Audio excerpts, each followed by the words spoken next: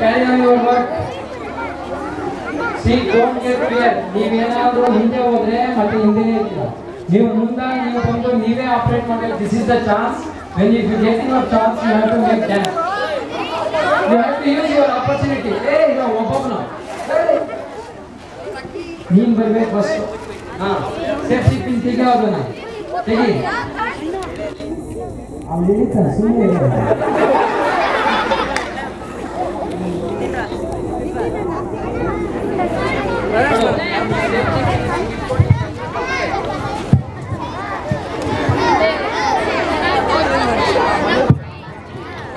ಗೊತ್ತಾಗ್ದಾ